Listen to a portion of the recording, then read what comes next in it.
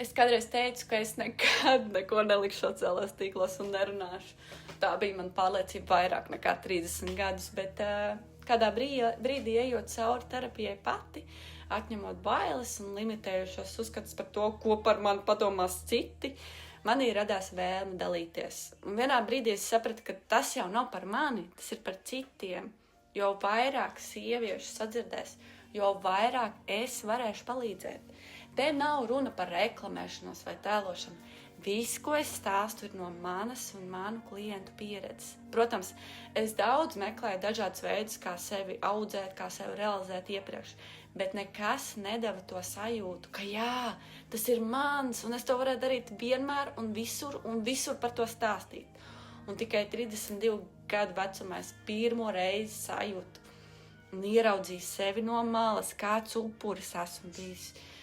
Tad jau nāca lielas mokas par to, kāda esmu bijusi, ko biju ļāvusi sev darīt, kad nevarēju pateikt nē, vai pastāvēt par sevi, vai vispār izteikties. Un aiz tām vēl lielāka vēlme palīdzēt citiem. Es zinu tās mokas, kad no malas viss ir labi. Tu tā kā, tev taču ir labi, ko tu gribi, bet iekšā ilgas pēc jaudas, pēc piepildītas dienas, pēc tā, lai būtu tāda vieda sieviete un mamma.